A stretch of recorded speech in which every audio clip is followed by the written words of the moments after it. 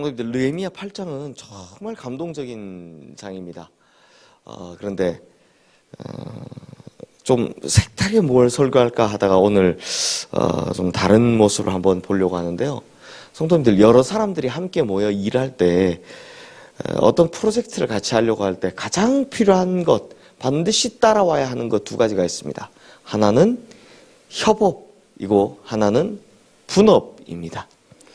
함께 모아서 이 마음을 모으고 힘을 모아서 일하는 협업, 굉장히 큰 동력이 되죠. 반대로 흩어져서 자기 전문 분야에 따라서 최선을 다하는 것, 이건 또 굉장히 효율적으로 만들어줍니다. 그러므로 무슨 일이든 잘 되려면 협업과 분업이 정확하게 잘 나눠져야 하는 겁니다. 성도님들, 느헤미야 8장 말씀은 사실 모든 말씀 사경의 표본이 되는 말씀입니다. 너무나도 의미가 깊고 감동적인 말씀인데요. 여기 보면 느헤미야와 에스라의 분업과 협업이 아주 적절하게 잘 조화를 이루고 있는 것을 볼 수 있습니다.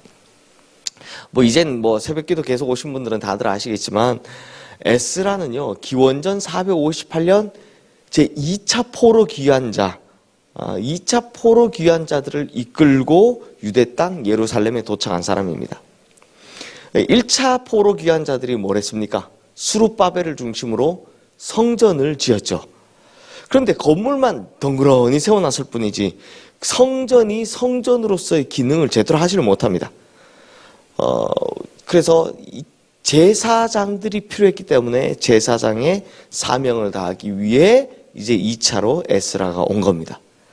그래서 에스라는 하나님의 말씀을 바르게 세우고 특별히 그 말씀대로 살지 못한 사람들, 이방 여인들과 결혼한 사람들의 문제를 고치며 성실하게 하나님의 사역을 감당하고 있었습니다.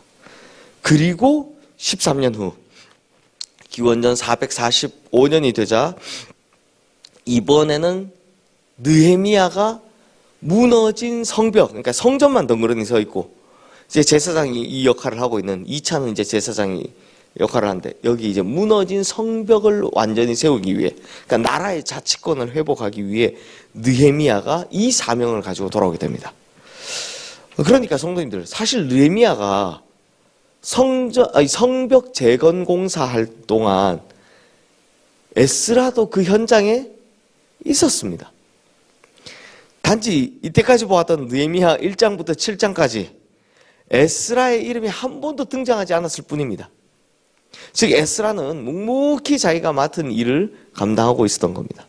그리고 이제 52일간의 성벽 재건 공사가 다 끝이 났습니다. 그러자 백성들이 수문 앞 광장에 모여서 하나님의 말씀을 듣게 되는 이 말씀 사경회가 열리게 되는데요. 바로 이때 누가 다시 등장한다고요? 에스라가 다시 등장하는 겁니다. 우리 3절 4절 말씀 우리 함께 읽겠습니다.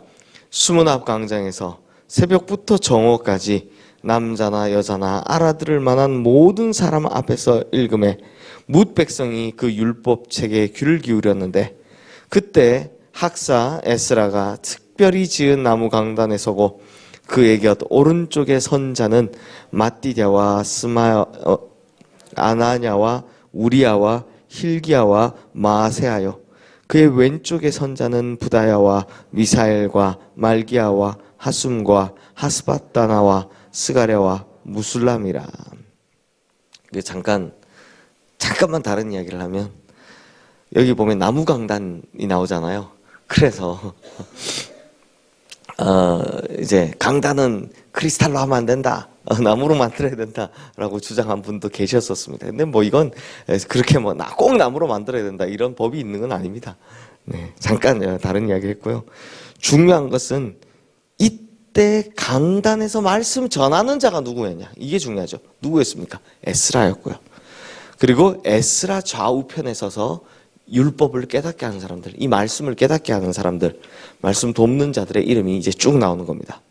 바로 에스라와 함께 했던 레위 사람들이죠.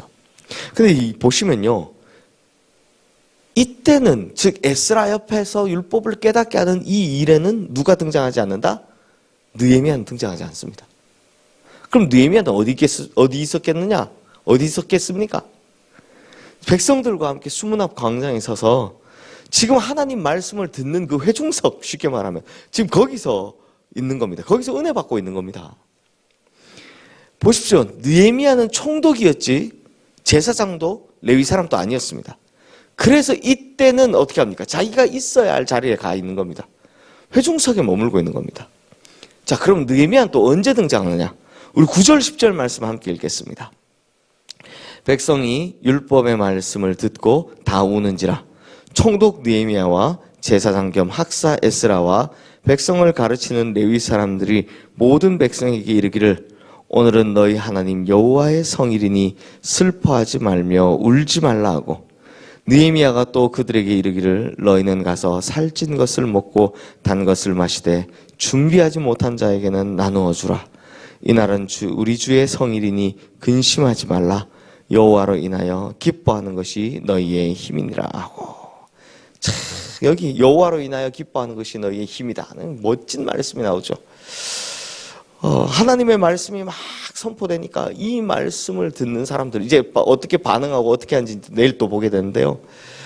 은혜를 받아서 이 백성들이 울고 아주 통곡을 하게 됩니다. 그러고 나자 이제 총독이 등장하는 겁니다. 총독 느헤미야가 등장하는 거죠. 그리고 슬퍼하지 마라. 오늘은 기뻐해라. 먹고 즐거워해라. 라고 하면서 이 말씀 선포가 끝나자 서로 먹으라. 그게 안 되면 나누어 주라 라고 이 먹을 것을 나누어 주는 일에 느헤미야가 등장하는 겁니다. 아마 창고를 열어서 먹을 걸 확 나눠 줬겠죠. 왜요? 이 일은 총독인 자기가 할 수 있는 일이니까요. 그러므로 성도님들, 에스라와 느헤미야가 지도자로서 예루살렘에 함께 공존하고 있었지만 이 두 사람이 서로 부딪히지를 않습니다. 오히려 함께 무너진 이스라엘 백성들의 성벽을 세우고 영적인 부흥도 이끌어내는 겁니다. 그걸 할 수 있었던 이유는 간단합니다. 협업할 땐 협업하고 분업할 땐 분업하고. 이게 가능한 일이죠. 결국 이렇게 서로가 협업할 때 협력하고 분업할 때 서로 분업하는 것을 잘 이룰 때 이렇게 아름다운 하나님의 역사를 위대하게 만들어내는 겁니다. 전요 이걸 보면서 교회가 이러면 좋겠구나. 특별히 우리 얼마 전에 항존직 선거 했잖아요. 이게 그걸 준비할 때인데 참 이게 좀 딱 맞는 말이구나. 목회자들, 중직자들, 재직들 그리고 각 봉사자들 각자의 맡은 자리에서 분업해서 최선을 다하기도 하고 또 한마음 한뜻이 되어서 힘을 모으기도 하고 이러면 그 교회는 아름답게 하나님의 역사를 위대하게 이뤄내겠구나 하는 마음이 들었습니다. 그러므로 우리 성도님들, 우리 교회가 이렇게 아름답게 하나님의 역사를 이뤄가기를 주님의 이름으로 축원합니다. 특별히 이번에 새롭게 뽑힌 중직자들 그리고 우리 재직들, 우리 모든 성도님들 전부 다 이 사실 잘 새겨서 아름답게 하나님의 위대한 역사를 함께 만들어가는 우리 시흥교회 모든 성도님들 되시기를 주님의 이름으로 축원합니다.